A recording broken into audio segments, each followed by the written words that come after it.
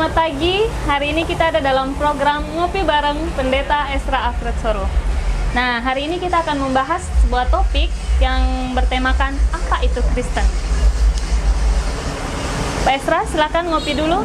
Ya, namanya ngopi bareng, maka harus ngopi. Ini ada beberapa pertanyaan sehubungan dengan apa itu Kristen. Ya. Nah, yang pertama tentunya kita juga pengen tahu apa itu Kristen. Tetapi juga ada yang menyebut tentang Nasrani. Apakah Kristen dan Nasrani itu berbeda atau bagaimana, Pak Esra? Ya, secara umum memang kita semua tahu Kristen ini satu agama yang besar di dunia, kalau mau dikatakan yang terbesar. Ya. Sebenarnya Kristen itu ada hubungan dengan Kristus. Ya, kita tahu bahwa Tuhan kita itu kan namanya Yesus Kristus. Mungkin satu hal yang perlu dipahami adalah bahwa nama Yesus itu adalah nama yang umum sebenarnya. Ya, makanya ada banyak orang nama Yesus. Itu bahasa Latin kita menyebutnya Yesus. Kalau bahasa Yunaninya Iesus. Yesus, karena huruf bahasa Yunani itu tidak punya huruf Y. Untuk mendapatkan bunyi Y, maka dia pakai I tambah E. Jadi Yesus. Makanya di salib itu ada tulis Inri. Ya, I itu kan Yesus. Ya. Nah, itu nama yang umum dalam bahasa Yunani. Kalau Ibraninya yaitu Yosua, Yesaya, Hosea, Yasua. Jadi sebenarnya orang nama Yosua dan Yesus itu ya sama itu. Nah, kalau kita bisa kasih nama orang Yosua, ya kenapa tidak bisa kasih nama Yesus? Tapi Kristus itu sebenarnya bukan nama diri, bukan personal name. Kristus itu sebenarnya dari kata Ibrani Mesias, yang artinya itu jabatan sebenarnya. Itu bukan fam, bukan marga. Ya. Itu jabatan yang artinya yang diurapi. Kalau Yesus itu artinya juru selamat atau penyelamat. Kristus itu artinya yang diurapi, maka Yesus Kristus artinya juru selamat yang diurapi. Ya kan? Nah, jadi yang diurapi itu kan adalah banyak. Bukan cuma Yesus dari Nazaret. Raja-raja diurapi, nabi-nabi diurapi. Tapi dalam pemikiran orang Yahudi, memang ada banyak orang diurapi, ada banyak Mesias. Tapi nanti muncul sebuah pengharapan namanya pengharapan mesianik. Maka nanti Mesias atau yang diurapi itu hanya merujuk pada satu orang. Nah, siapa dia? Nah, maka dalam pergumulan gereja mula-mula, yang menjadi persoalan yang dihadapi dengan orang Yahudi adalah apakah Yesus dari Nazaret itu adalah Mesias? Nah, para pengikut Yesus dari Nazaret dan Yesus adalah Mesias. Orang Yahudi tidak mau mengakui Yesus itu Mesias. Nah, tapi karena para pengikutnya percaya bahwa dia adalah Mesias, maka akhirnya istilah Mesias atau Kristus itu sudah melekat dengan Yesus. Maka kadang-kadang kita hanya menyebut Yesus, kadang-kadang kita hanya menyebut Kristus, kadang-kadang Yesus Kristus, kadang-kadang dibalik juga Kristus Yesus. Ini dua istilah itu, nama dan gelar itu sudah jadi satu. Nah, maka kalau kita mengatakan Kristus, yang dimaksudkan itu adalah Yesus. Kalau disebut dalam kitab suci. Nah, karena Kristus itu sudah melekat dengan Yesus, maka dari situlah menurun istilah Kristen. Ya, istilah Kristen. Kristen artinya pengikut Kristus. Ya, Kristen itu adalah pengikut Kristus atau pengikut Yesus. Maka semua orang yang mengikut Yesus, semua orang yang percaya kepada Yesus atau Kristus disebut sebagai Kristen. Nah, Nasrani ini memang agak sedikit unik, karena memang sebenarnya Nasrani itu kan berasal dari, kan Yesus ini kan orang Nazaret. Iya. Nah, maka Nasrani itu dikaitkan dengan asalnya Yesus. Jadi dengan kata lain, orang Nasrani itu adalah orang atau para pengikut Yesus, dari pengikut orang dari Nazaret, yaitu Yesus, orang Nazaret. Nah, hanya saja dalam perkembangan kita lihat bahwa Nasrani itu mengalami perubahan makna sehingga mengandung makna negatif. Sehingga dari kalangan Yahudi sendiri itu menganggap bahwa Nasrani itu adalah sebuah sekte. Sekte itu aliran sesat. Kalau kita misalnya ya melihat ada ayat Alkitab ya, itu di dalam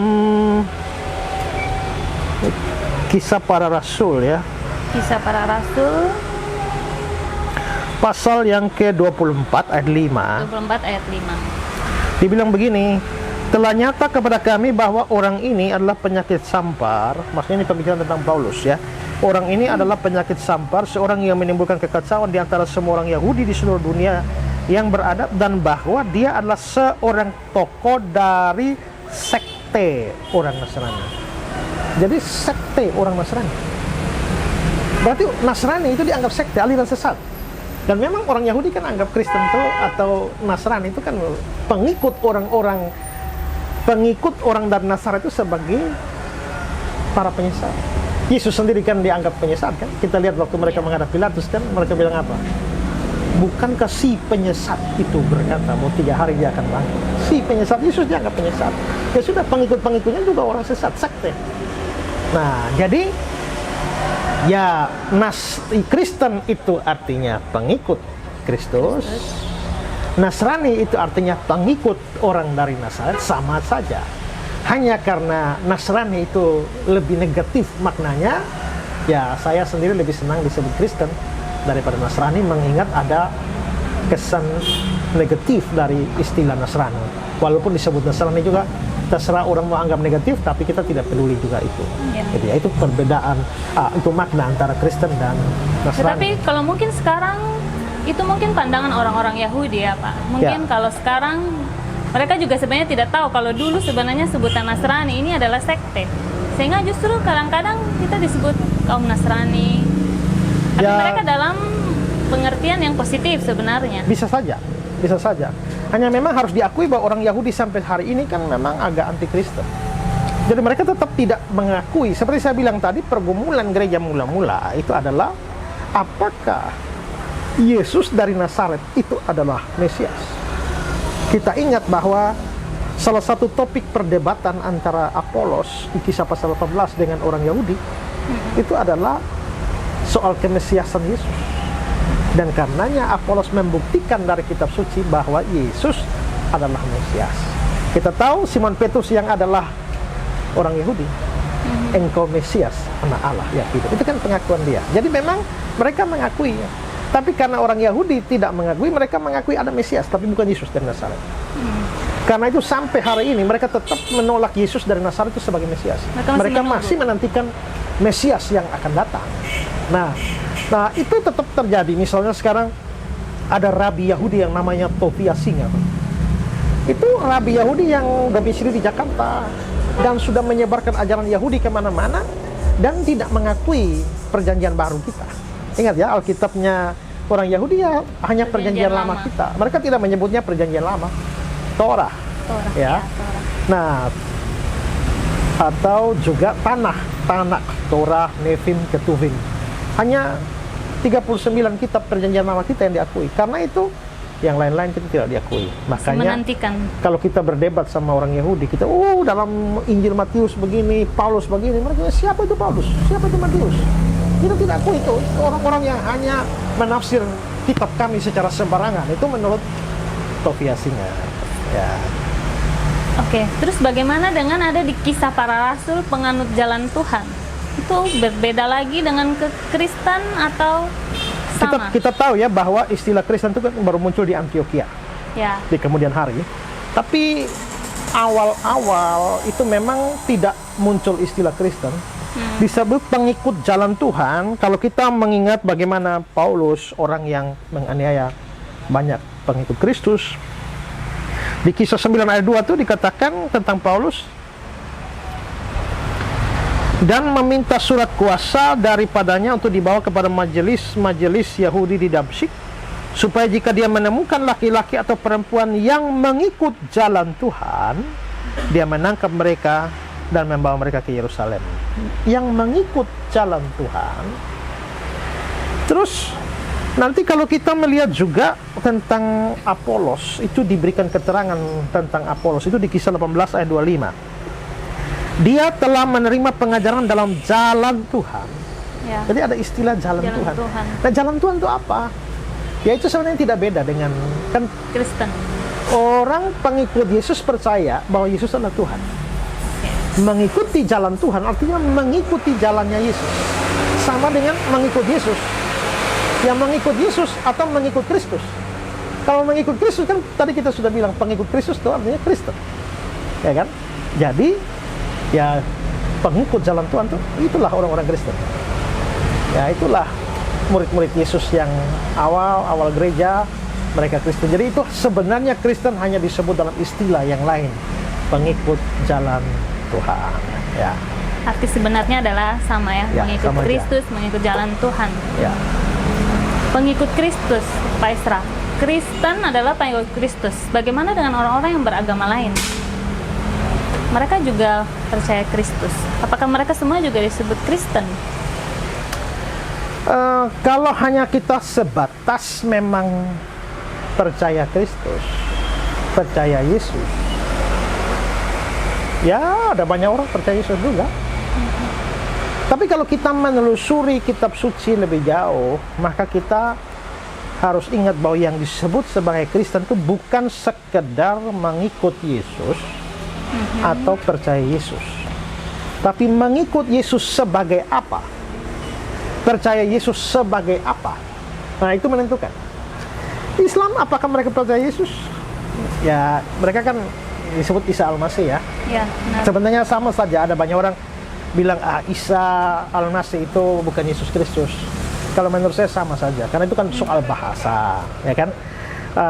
Tadi saya sudah singgung Isa, Yosua Ibrani menjadi Yesus di dalam Yunani.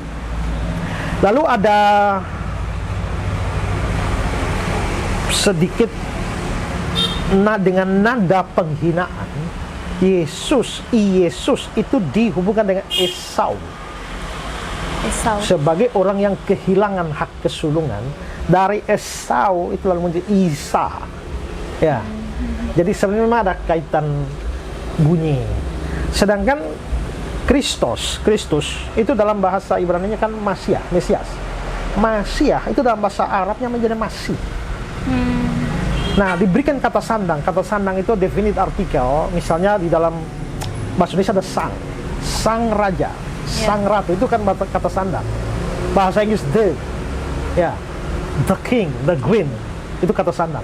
Nah, dalam bahasa Arab kata sandang itu makanya ada al-ikhlas, al-Quran, al-kitab.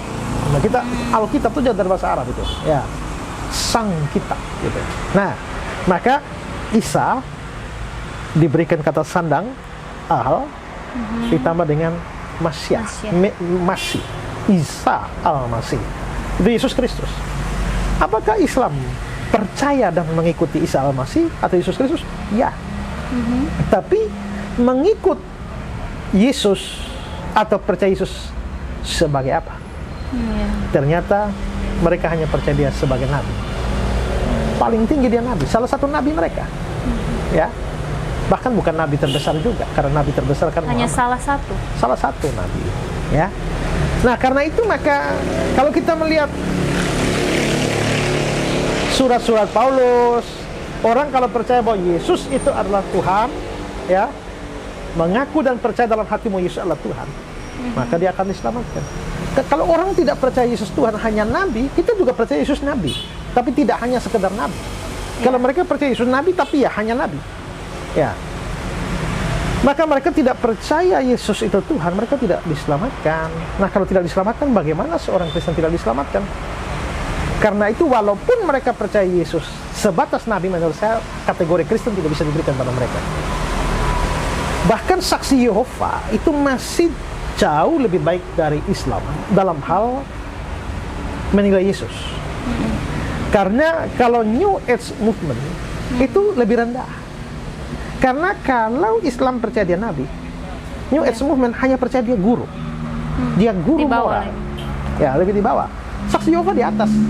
Kenapa? Karena saksi Yehova percaya bahwa Yesus itu adalah pribadi terbesar di alam semesta. Tapi kedua, yang pertama adalah Bapa atau Yahweh. Yesus itu adalah penghulu malaikat. Lebih tinggi dari Nabi. Tapi lagi-lagi Yesus bukan Allah dalam pengertian sesungguhnya, bukan Tuhan dalam pengertian sesungguhnya. Maka menurut saya dalam kategori seperti itu, saksi Yehova juga harusnya bukan Kristen. Ya, karena mereka tidak percaya seperti yang kitab suci tuntut, yaitu menerima Yesus sebagai Allah, sebagai Tuhan, sebagai juru selamat. Tidak. Sehingga menurut saya setiap agama ataukah aliran apapun, jikalau mereka tidak percaya Yesus sebagai Allah, Tuhan, juru selamat dalam pengertian setinggi-tingginya, kita tidak bisa memberikan label bahwa mereka adalah Kristen. Ya. Ya, berarti kekristenan tadi pengikut Kristus, bukan hanya sekedar pengikut ya. Jadi kalau kita mau berikan definisi secara lebih lengkap, Kristen adalah orang-orang yang mengikut Kristus atau percaya Kristus sebagai Allah, Tuhan, dan Juru Selamat. Ya. Ada yang menarik, pernah ada seorang mu'alaf berkata bahwa di mana tercatat bahwa Yesus itu beragama Kristen. Nah, itu kan pertanyaan yang ngawur. Coba kan, Kristen itu kan pengikut Kristus. Ya. Apakah Yesus juga Kristen? Dia adalah Yesus itu. Kalau Yesus itu Kristen, artinya Yesus itu pengikut Yesus, pengikut Kristus. Kan tidak bisa. Dia bukan yang mengikuti, dia yang diikuti. Jadi dari pertanyaan itu kan terlihat itu pertanyaan bodoh. Ya, saya tahu itulah pertanyaannya Insan Mokoginta. Di mana di Alkitab Yesus itu agama Kristen? Terus siapa juga yang mengatakan bahwa Yesus agama Kristen? Yesus tidak beragama Kristen. Sebagai manusia, sebagai Allah, Yesus itu tidak beragama. Ya. Iya Allah kok. Ya. Tapi sebagai manusia, ya, dia lahir sebagai seorang manusia di tengah-tengah komunitas agama Yahudi. Jadi kalau memang mau bicara agama, Yesus itu agama Yahudi. Tapi ternyata Yesus punya pengajaran akhirnya berbeda dengan ajaran Yudaisme yang telah menyimpang. Sehingga akhirnya ada orang-orang yang mengikuti pengajaran Yesus lalu disebut Kristen. Jadi Yesus sendiri tidak bisa Kristen dong. Itu. Ya. Nah, tadi kan kalau kita pengikut Kristus, kita percaya Kristus sebagai Tuhan, sebagai Juru Selamat, maka kita akan percaya. Tetapi kan istilah Kristen, pengikut Kristus itu baru di Perjanjian Baru, kita tahu. Bagaimana orang-orang Perjanjian Lama? Mereka kan tidak mengenal Kristus. Apa mereka tidak selamat? Itu pertanyaan menarik. Apakah Abraham selamat masuk surga? Ya. Masalahnya kita percaya bahwa Yesus itu satu-satunya jalan keselamatan, kan? Yohanes 14 ayat 6, tidak seorang pun yang sampai pada Bapa kalau tidak melalui aku. Kisah 4 ayat 12, di bawah kolong langit ini tidak ada nama lain yang diberikan yang olehnya manusia diselamatkan. Bagaimana dengan Abraham? Ishak, Yakub, Nuh, ya, Elia, Elisa, dan tokoh-tokoh perjanjian lama yang lain. Saya mau bilang bahwa semua orang harus percaya Yesus, baru bisa diselamatkan. Termasuk orang-orang perjanjian lama harus percaya Yesus, baru bisa selamat. Tapi bagaimana mereka bisa percaya Yesus? Sedangkan mereka sudah mati, Yesus belum lahir. Ya kan gini, Yesus memang baru lahir satu titik dalam sejarah. Tapi pemberitahuan tentang kelahiran Yesus atau kedatangan Yesus itu sudah sejak awal. Nubuatan itu sudah sejak awal. Ya. Bahkan kalau kita melihat Kejadian 3 ayat 15, ya. Itu dalam penghukuman Tuhan kepada ular pun, aku akan mengadakan permusuhan antara engkau dan perempuan ini, terus lalu keturunannya akan meremukkan kepala.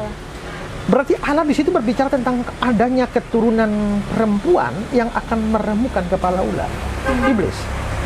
Memang ada menarik kalau kita memikirkan soal benih keturunan perempuan, karena di dalam budaya Yahudi yang sifatnya patrinial itu laki-laki ditekankan, perempuan agak sedikit diabaikan.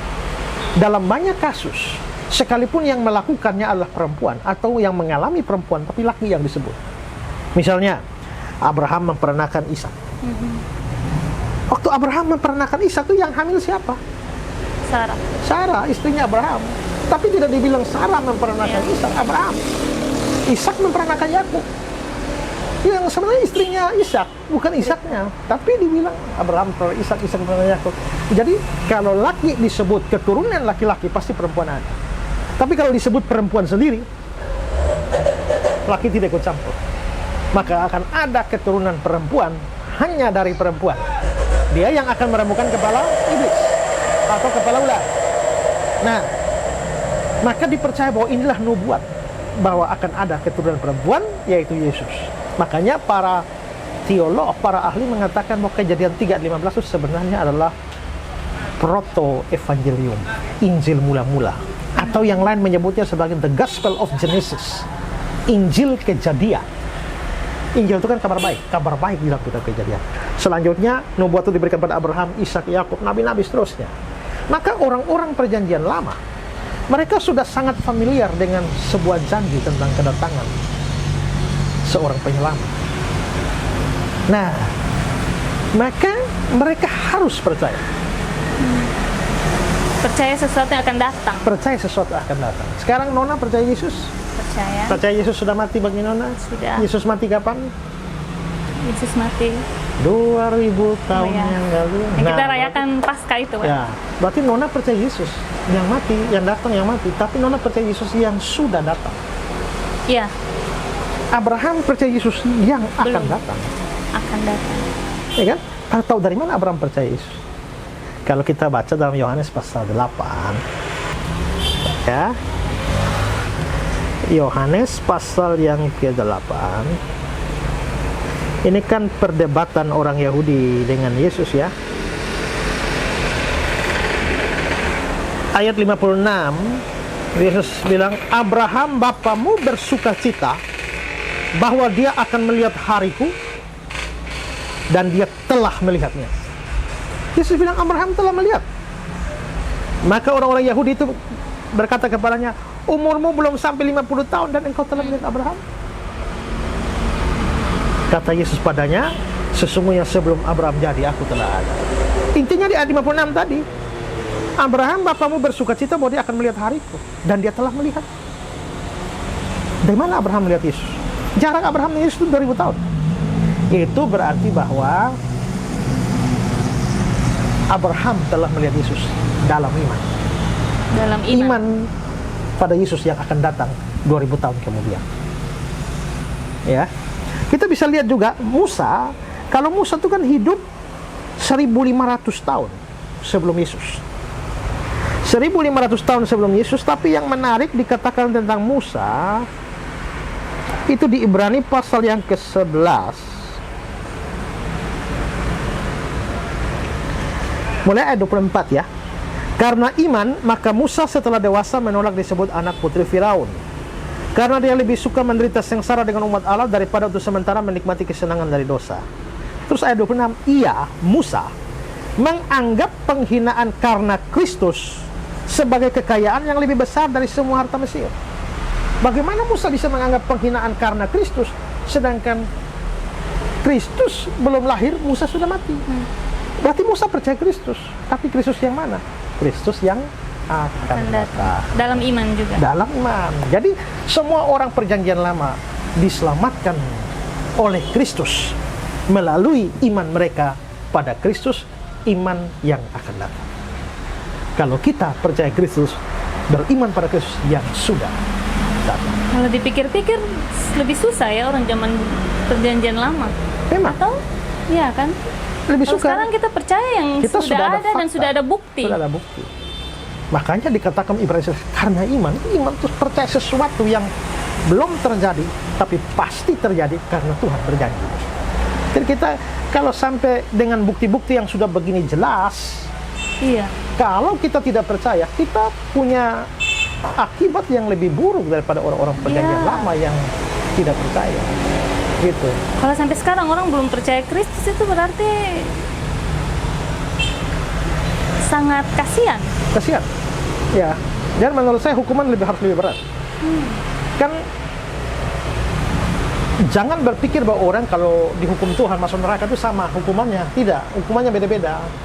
Ada dosa besar, ada dosa kecil. Salah satu yang menentukan dosa besar itu adalah banyaknya terang yang didapat. Ya. Kalau orang tidak tahu dan berbuat sesuatu yang salah, dia dihukum. Tapi orang sudah tahu, tapi masih melakukan sesuatu yang melanggar, Iya. hukumannya lebih besar daripada yang tidak tahu.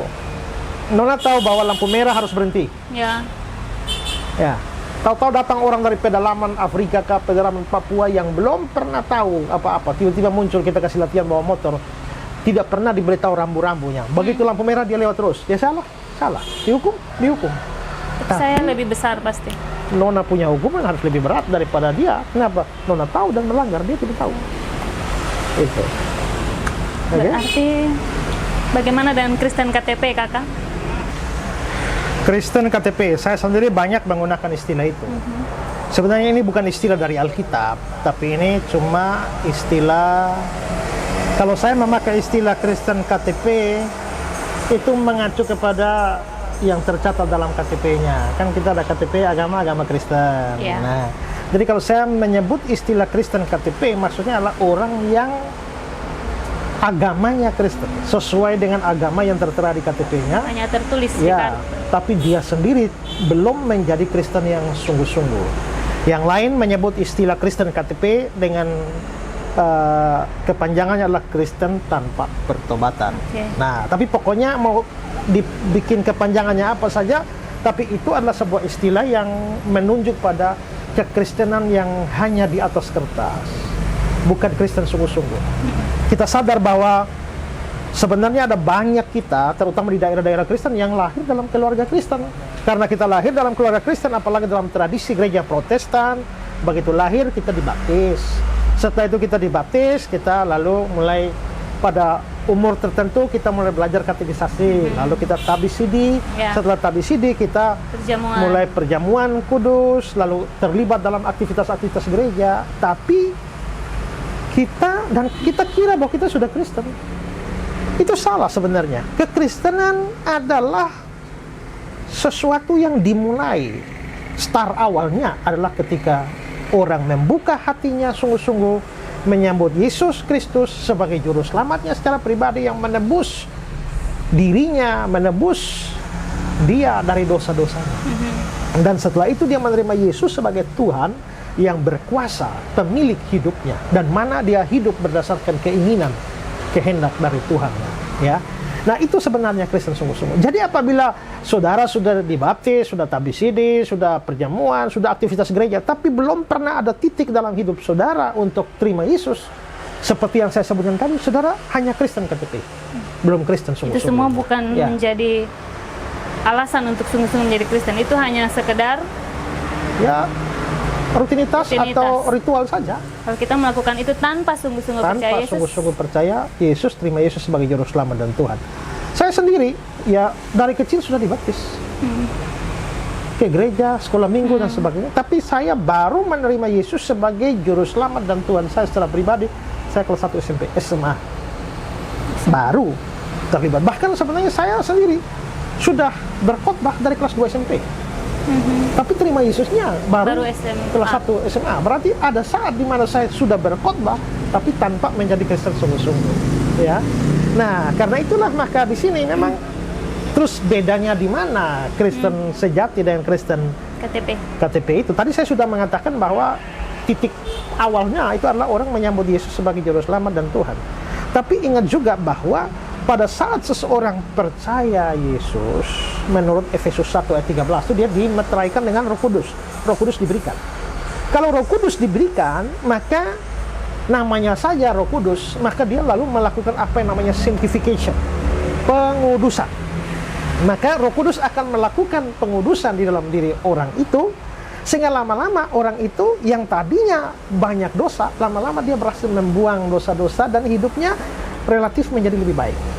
Ya, memang kita tidak bisa mengatakan bahwa orang sudah terima Yesus, ada Roh Kudus dalam, disempurna tanpa dosa. Ya. Tidak, itu kondisi semacam itu baru akan terjadi di surga, di mana orang hidup secara sempurna tanpa dosa. Dalam dunia dia masih bisa jatuh dalam dosa, tapi ada progres.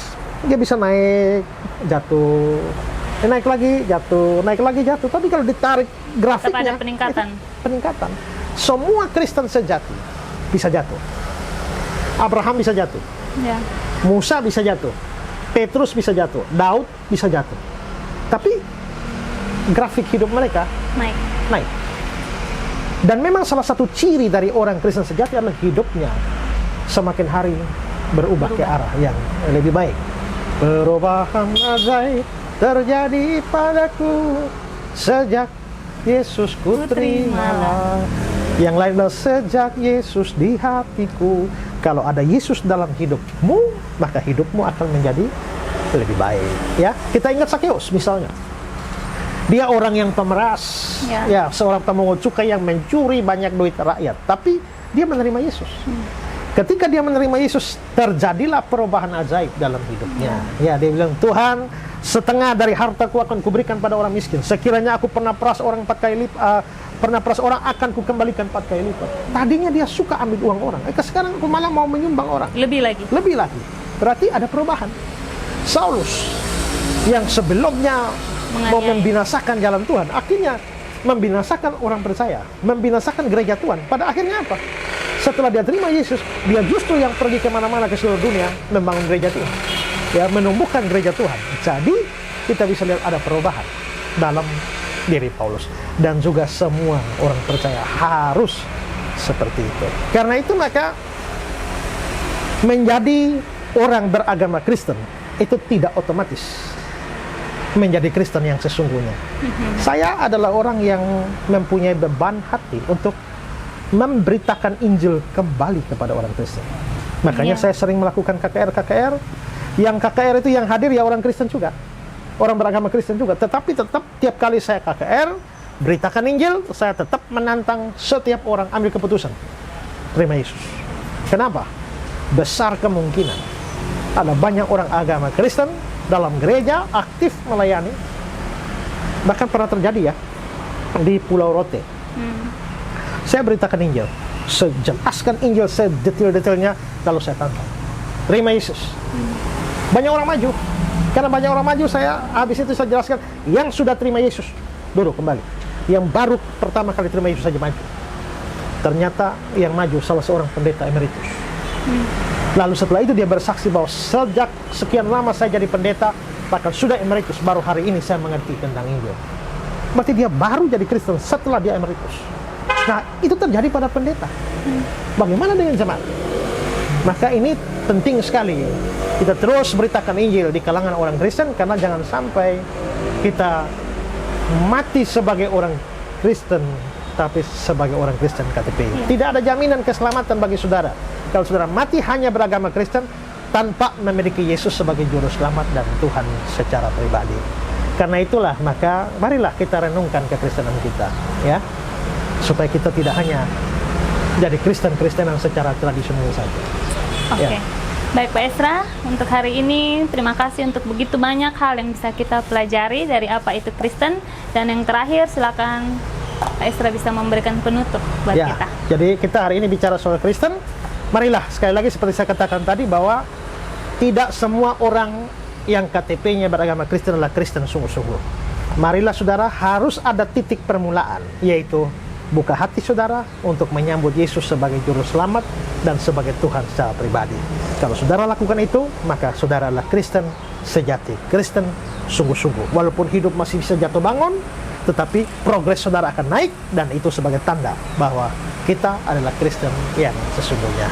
Akhirnya dari acara program bincang-bincang atau ngopi bareng bersama Pendeta Esra Soro, saya dan Nona Daud mengucapkan salam sejahtera buat saudara sekalian. Tuhan Yesus memberkati.